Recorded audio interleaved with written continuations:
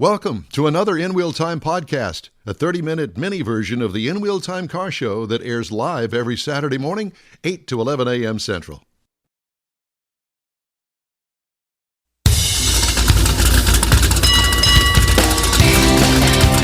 You've got the In Wheel Time car talk show today coming to you from Home Sweet Home, the Sugar Shack Studios just outside Houston, Texas. Coming up, we talk to Dr. Sheldon Jacobson about the U.S. strategic oil supply. All right. And among other things. Jeff has the cruise-in calendar, and we'll have the stories making automotive news headlines this week. Howdy. Along with Mike Out of This World Mars, we always need more Jeff Zekin. You don't want to know who I am. No, we don't. So we just won't even say the name. No. Say the name, say my name. Okay. Isn't that a Beyonce thing? Say my name? You would know, Jeff. I don't know that one. Okay, well, great. All right, so let's get to our guest this hour. His name is Sheldon Jacobson. Good morning. PhD, founder, professor of computer science, director, Sim and Opt Lab, and we'll find out what all that is. Director of Bedtime Research Institute. Hey, there we go. Department of Computer Science, University of Illinois, Urbana, Illinois. Dr. Jacobson, good morning to you, sir. Good morning. Wonderful to be with you this morning. Well, thank you. It's a pleasure to have you with us this morning. We feel honored. And I like, so tell me, the Sim and Opt Lab. What is the Opt Lab? Sure. Simulation and Optimization Laboratory. We develop models using simulation technology and optimization algorithms to basically solve real problems. Oh my God. I knew that. He's way smarter than we are. That's for darn sure. All right, now spell it. Yeah, exactly. So let's talk about the nation's Strategic Petroleum Reserve. When did that come about? Early 70s, mid 70s? In the mid-1970s, exactly. It was created because there was an oil crisis, if you recall. We recall very well, yes. And as a result of that, the government put forward a strategic petroleum reserve so that if there were any kind of bumps in the road, so to speak, in terms of oil production or access to oil, then they would have a reserve available. So they created the capacity of close to 750 million gallons, around 720 million gallons, and they filled it, and it's been there for almost 50 years, although its level kind of rises and falls over time. But it is available anytime there is a crisis that a president deems necessary to release oil so that people can drive their cars and fly in airplanes and so forth. Now, isn't the reserve, it's if memory serves me correctly, it's a natural place in Louisiana, is that right? There are actually 4 locations. 2 are in Louisiana and 2 are in Texas, so not too far from you, actually. They're on the Gulf Coast, basically. And what it does is it gives access to the people who are doing drilling and refineries so that they can get gasoline into the hands of the consumers so that there's no shortages. People are really concerned about spikes in price, of course. Yeah. Anytime there's an incident 2,000, 5,000 miles away, people take advantage of it and raise the price. Even though there's no need to raise the price, the psychology of a potential shortage means that you'll pay 50 cents more per gallon, literally instantly, even if it doesn't cost the producers that much. So the strategic petroleum stockpile is really there to buffer those kinds of short-term fluctuations. See, I always thought of it as an actual product, but it's really not. It's more of a psychological thing. Well, it is a product because when you have hundreds of millions of gallons or barrels of gasoline or fuel that is available, it is a product.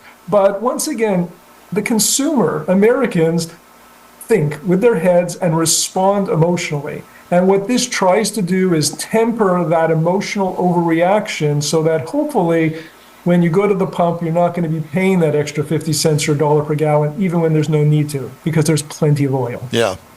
And where do we get most of our oil from today? Because I know for a while there, when we had a different administration, I think that we were producing a lot of oil in the United States. Domestically, yeah. And we still are. The majority of the oil that we use is domestic, and fracking has been a big part of that, obviously. We, in fact, produce more domestically than we import. Of course, Canada is always a very large importer of oil for us. They bring in a lot for us. So as a result, our oil supply is fairly stable. However, the Middle East, Europe, what's going on in Russia with Ukraine, what's going on in the Middle East right now, there's always the potential that something will change. And the Strategic Petroleum Reserve gives us a little bit of an insurance policy to protect against that. So I understand that our current president has been selling off some of the Strategic Petroleum Reserve.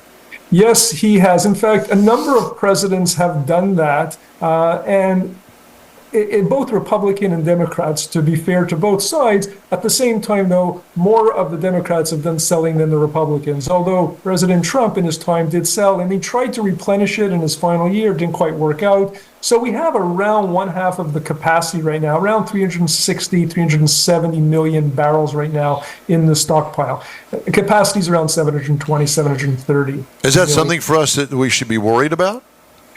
Worry is probably too strong a word. It's a question of how much insurance do you want to have? That's really the question. Think of it just as an insurance policy. If you don't use it, you've lost the premium. And the premium is the cost of maintaining it.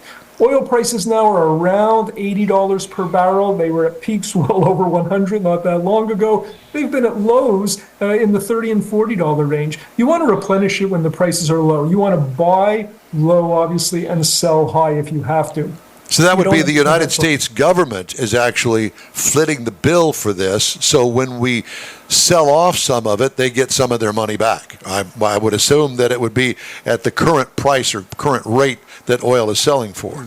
Rather than what you bought it at. When they sell it to one of the companies who's going to then refine it, they will sell it at the current rate with a slight premium based on the cost of the transmission of it and so forth. So it's a very complex process, but the bottom line is it's available in case we have a major crisis so that people can get in their cars and fill up with gasoline, because that's the last thing that we want as people. So who is it that makes the decision that, okay, well, we need some money or we don't need this much oil, we need the money, we don't need this much oil, we're going to sell some of it off? Who is it that makes that decision in the government? Well, ultimately, it comes down to the current administration. They have the power and authority to make these kinds of decisions, and they will continue to do that.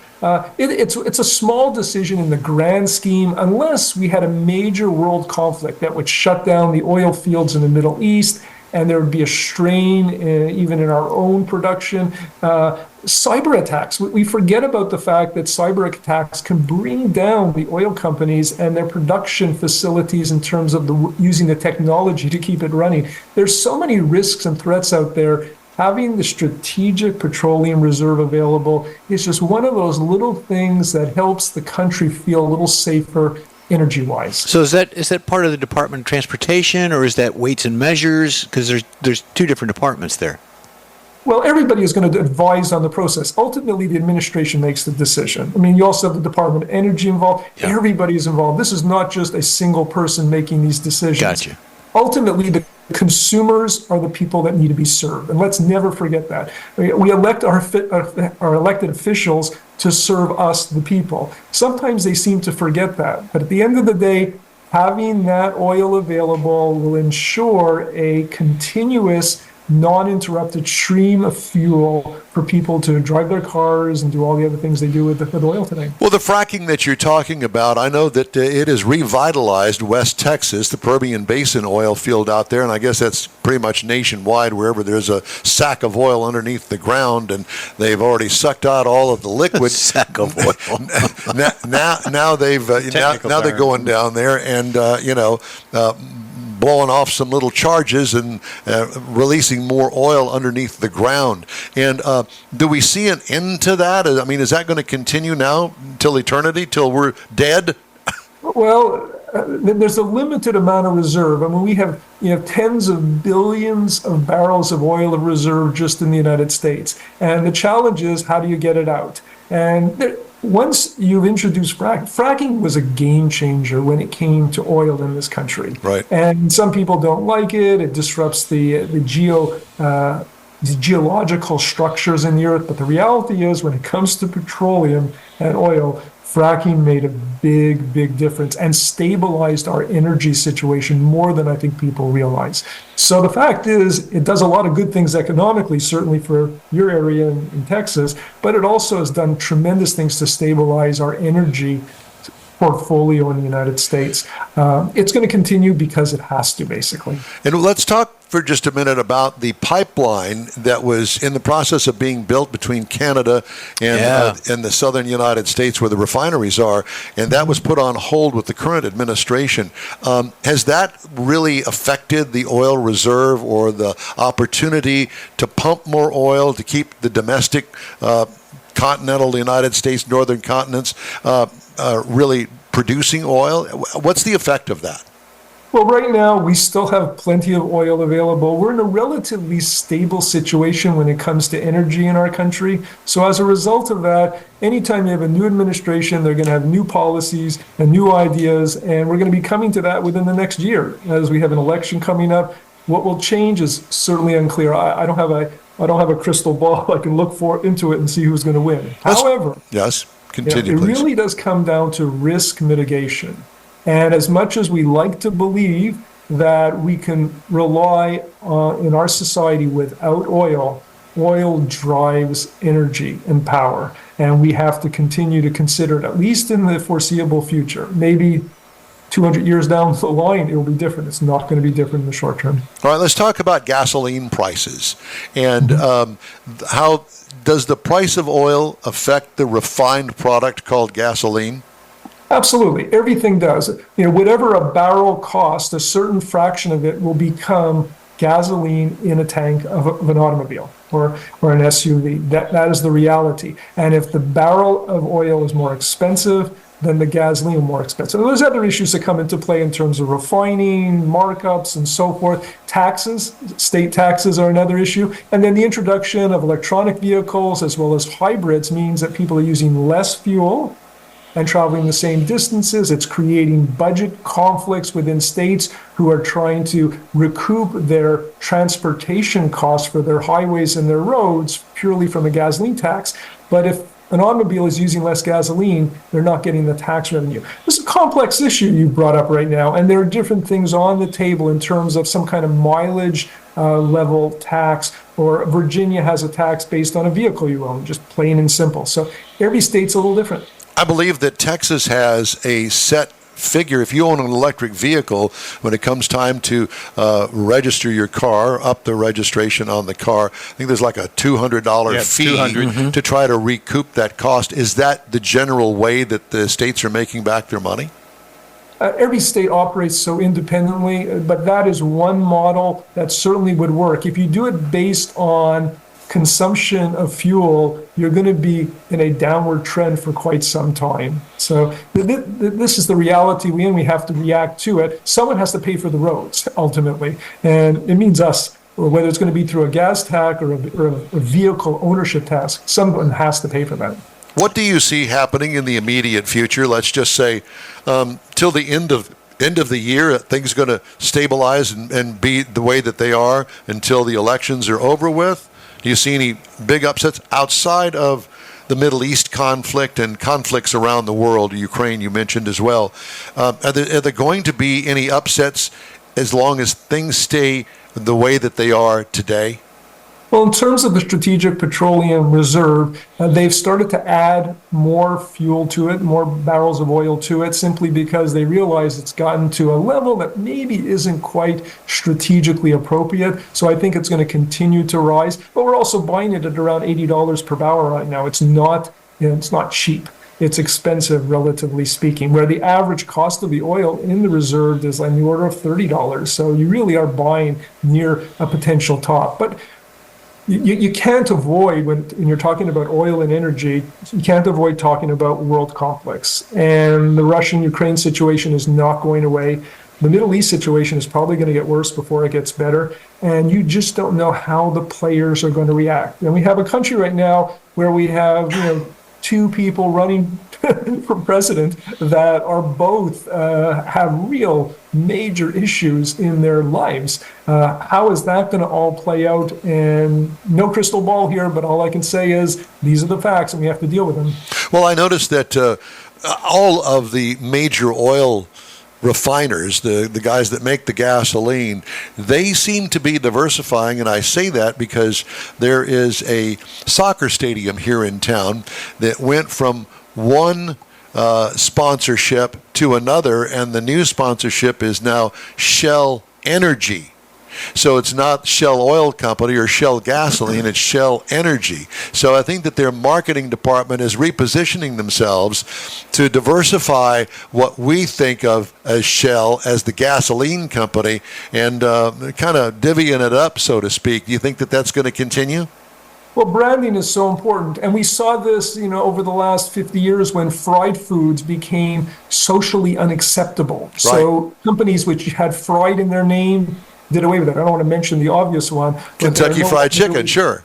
You're good. It used to be Kentucky Fried Chicken. Now it's KFC. Yes. And it's still fried, but where's the fried word? They took it out. Right. I believe companies are going to start to do this certainly simply because of the perception. But we also saw this happening with the companies who produce cigarettes and smoking and tobacco. Mm-hmm. They started to change their labeling and the way they presented themselves. So much of it is perception, and I believe the energy industry, they get a bad rap, but the reality is we still need oil. And I think that's not going to change anytime soon. There is a lower demand, but it's incremental compared to the absolute amount that we're using. I think, was it Conoco is merging with Marathon? And it was Marathon and some other oil company are billions and billions and billions of dollars. It's only stock. They're only going to trade stock. There's not going to be any money, given money. But like you were saying, a lot of people, they don't think about, when they think oil, they think gasoline. They don't think about all the other petroleum-based products that everybody uses. Almost every day everything, in their yes, life. of course. Absolutely. I mean, plastics involve oil products, jet fuel when you fly. You're not immune to oil products. That's why the oil industry is consolidating right now, as you just pointed out. They're starting to merge. And what they're going to ultimately do is redefine their role. But their role is not going away. I can assure you of that. Yep. Have you ever thought about running for president? I think I'm too smart to do that. I think Good answer. We love that. And you don't want to take a pay cut. That's exactly right. Actually, I'll probably get a pay raise. Yeah, exactly. So are you, I assume that you are in Illinois. I'm in Illinois, that's good. Yeah. And where is the university where you are? In Urbana? We're in kind of central west side or central east side of Illinois. So we're around 120 miles from Chicago, 120 miles from Indianapolis, and 150 miles from St. Louis. We're right in that middle point. Yeah. Well, I'll tell you what, if you have any classes here in Texas, I'm coming, I'm signing up, I'll be your first student. Okay, I will welcome you to the classroom. Well, I'll tell you this, that I really appreciate you joining us today, and we love your wisdom and all of the things that you had to say as far as getting us to understand and explain the strategic oil reserve and gasoline and prices and all of the stuff that's going on, and even the politics part of it too. It's fascinating, and it's all intertwined. What a marriage that is. Golly. Absolutely. Yeah. So, Dr. Jacobson, thank you so much again. Thank you, we sir. hope to be in touch with you later on and see. Let's talk again at the beginning of the year after the election, shall we? Sounds like a plan. It's a date. Thank you again. We appreciate Thank you. Have fun. Yeah. Great information there. People think of a barrel of oil as a 55-gallon drum. That is not a barrel of oil. A barrel of oil is 43 gallons because when they struck oil, that was the only device they had was a 43-gallon container. So that is actually considered a barrel of oil, not the big 55-gallon things that you see. Really? Yeah. 43. 43. I believe it's 40. It might be 41. I think it's 43. Well, whatever. Yeah. I did not know But that. that's what they It's had not to- 55. No, it's not 55. I'll be. Well, all I can think of is, when it gets cold outside and you put all of the trash that you've been collecting for weeks and weeks to burn it in a burn barrel. Yeah. That's all that comes to mind. Go get that Picasso. I've been to the street, one of the oil reserves that is not far from here, because my younger days when I worked for the phone company, we had to go out there and fill up. This guy's walking around with M16s. I mean, they're loaded Serious for bear. about it, yeah. Yes, Wow. it is, and they want to look at your truck. They want to look at you, going and coming. Huh. Kind of like the place out there in the desert where the aliens landed. Yeah. The place that doesn't exist. I know that place. Exactly. Hey, the In-Wheel Time Car Talk Show is available 24/7 through the iHeartRadio app. Just look for In-Wheel Time Car Talk. Podcasts from your favorite podcast provider. We also video stream our 3-hour weekly show on Facebook, YouTube, and InWheelTime.com. The In-Wheel Time Car Talk Show continues right after this quick break. Pro-Am Auto Accessories has been serving Houston's auto enthusiasts since 1984, providing world-class products for sports cars, European sedans, and American muscle. Pro-Am is known as the place to go to find exclusive and hard-to-find parts and accessories. Pro-Am is one of the very first distributors in the USA for brands such as Recaro, Redline, Momo, Corbo, and Simpson. Located in the heart of Houston's premier retail and service corridor, the Galleria area, Pro-Am's walk-in storefront includes an 8,000-square-foot warehouse, showroom, and installation bays. Pro-Am not only sells parts and accessories, but also offers installation and service. Pro-Am is now reaching a worldwide audience through Pro-Am.com, taking its local reputation to the rest of the world. At Pro-Am Auto, you'll be dealing with a small group of professionals who truly want to help you with your automotive needs. If you don't see what you're looking for on the website, call and Pro-Am will lend you a hand. Pro-Am Auto, 6125 Richmond at Green Ridge in Houston's Galleria area. Call them at 713-781-7755. Want to feel good about something special you did for someone special? In-Wheel Time and the original Lupi Tortilla group of Tex-Mex restaurants have joined together to help a very worthy cause, God's Garage, a Christian-based 501c3 charity. We know there are lots of places and organizations out there where you can donate a car, truck, or SUV, but we're asking you, our car enthusiast family, to consider donating to God's Garage. Visit godsgarage.org and learn about its mission, the women that have been helped, how each one is screened, and about their Restore You program. A car donation is an easy way to make a difference in the lives of others. God's Garage needs good operating vehicles, but will take all types in working and non-working condition. Make your heart and soul feel good by donating your gently used vehicle and help support single mothers, widows, and wives of deployed military at godsgarage.org. Hey, thanks for... I got too many buttons here I'm pushing. Mike's freaking out because it went dead. Sorry, I've got too many things going on. I got this going on, this. Boy. Listen, I'm just... I'm so busy and flustered. And verklempt. All right, welcome back to the In-Wheel Time Car Talk Show. Back. Cruise in calendar time. We Jeffrey got some has stuff that going on right now. We got, obviously, today's Saturday, June 1st, and it is also hurricane season, so starting up.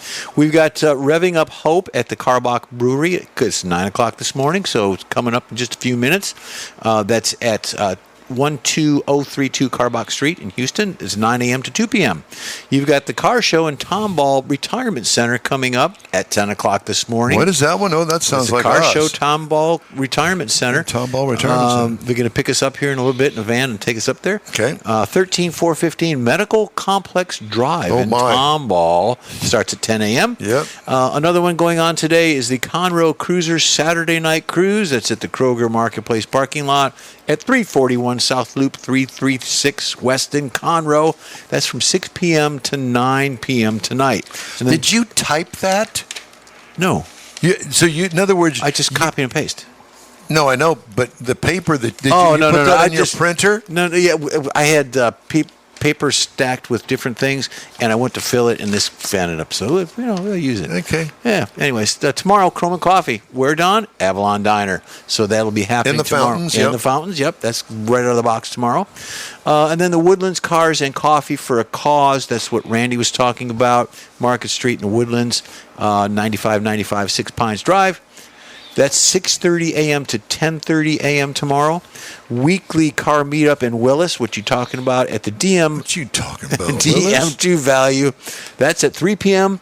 And then the last one, Sundays at Freddy's. It's always going on. It's a recurring event. It's off of 1960 at 12407 FM 1960 from 5 p.m. till 7 p.m. From Automotive News, U.S. Department of Labor on Thursday sued South Korean auto giant Hyundai an auto parts plant, and a labor recruiter over illegal use of child labor in Alabama. The complaint, filed in U.S. District Court in Montgomery, also sought an order requiring the companies to relinquish any profits related to the use of child labor.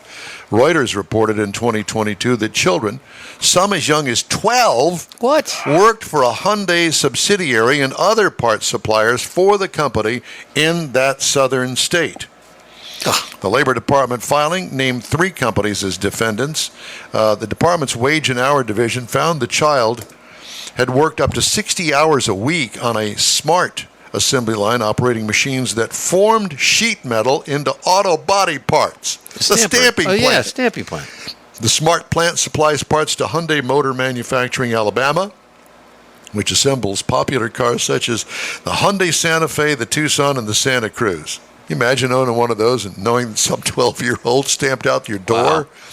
Wow. According to the Labor Department complaint, Smart informed the staffing firm that 2 additional employees were not welcome back at the facility due to their appearance and other physical characteristics, which suggested they also were underage. Yikes. Wow. Or they just get a ride home that afternoon in the car they just built. Yeah. The school bus has a different look to it now. A Reuters investigation revealed the widespread and illegal employment of migrant children in Alabama factories supplying parts to both Hyundai and sister brand Kia.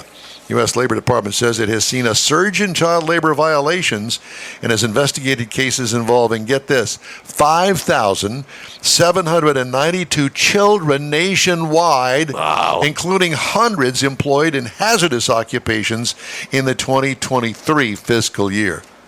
Are you kidding me? So then there's probably that going on as some of the mining and the refining of the mining and the lithiums and all. Oh, wow. Kia America has accused a New England dealer, 5 of its former dealerships, 1 current dealership, and the group COO of racketeering, fraud, and related wrongdoing for a scheme that allegedly bilked the automaker out of hundreds of thousands of dollars in unearned sales incentives. Dan O'Brien Auto Group's 3 former Kia stores in Concord, New Hampshire, Northampton, New Hampshire, and Norwood, Mass, allegedly submitted hundreds of fraudulent retail delivery reports of purported new Kia vehicles, according to the complaint.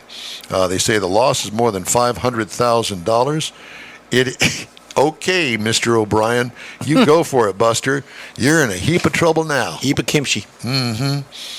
Federal Trade Commission this month defended its new rule regulating dealership advertising and finance and insurance practices, telling the Fifth Circuit Court of Appeals the regulations were necessary, developed fully, and far more helpful to society than burdensome to dealers.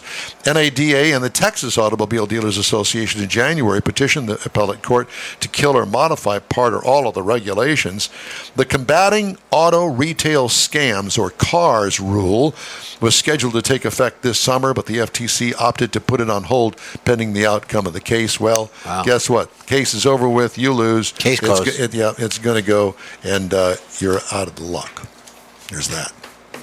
Okay. Right. News stories for this hour. Hey, by the way, we would love to hear from you anytime. You can write us, text us, do whatever you'd like. Well, almost anything. Just shoot us an email. The address here is info@inwheeltime.com. We've got more of the In Wheel Time Car Talk Show coming up right after this break. Everyone at the Tailpipes and Tacos Cruise In at the Lupi Tortilla Tex-Mex in Katy, thank you for participating in the best cruise in around, and look forward to seeing you again. You'll hear about the next cruise-in date right here on In Wheel Time. Next time you're in the West Houston Energy Corridor area, be sure and stop in at the original Lupi Tortilla Tex-Mex at I-10 and Highway 6, or the Katy location on the Grand Parkway at Kingsland Boulevard. When passing through Beaumont or College Station, stop in and have Lupi's award-winning beef fajitas and frozen margaritas. There's always a celebration at Lupi Tortilla. Lupi Tortilla founder Stan Holt and his wife Sheila are winning racers on the NHRA drag racing circuit and have a collection of hot rods and classics that everyone appreciates. Look for them at the next Tailpipes and Tacos Cruise-In. The date will be announced soon and will once again be held at the Lupi Tortilla Tex-Mex on 99 and Kingsland Boulevard, just south of I-10 and Katy. We'll give you all the details right here on the In Wheel Time Car Talk Show and online. Donations benefit God's Garage. We'll see you then. You own a car you love. Well, why not let Gulf Coast Auto Shield protect it? Houstonian John Gray invites you to his state-of-the-art facility to introduce you to his specialist team of auto enthusiasts. We promise you'll be impressed. Whether you're looking to massage your original paint to a like-new appearance, apply a ceramic coating, install a paint protection film, nano-ceramic window tint, or new windshield protection called ExoShield, Gulf Coast Auto Shield is where Houston's car people go. Curbed your wheels? Instead of buying new, why not have them repaired? How about a professionally installed radar detector? Gulf Coast Auto Shield does that too.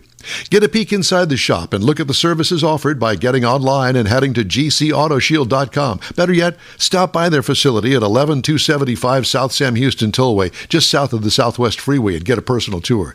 Gulf Coast Auto Shield is your place to go for all things exterior. Call them today, 832-930-5655 or gcautoshield.com. That's it for this podcast episode of the In Wheel Time Car Show. I'm Don Armstrong, inviting you to join us for our live show every Saturday morning, 8 to 11 a.m. Central on Facebook, YouTube, Twitch, and our InWheelTime.com website. Podcasts are available on Apple Podcasts, Spotify, Stitcher, iHeart Podcast, Podcast Addict, TuneIn, Pandora, and Amazon Music. Keep listening, and we'll see you soon.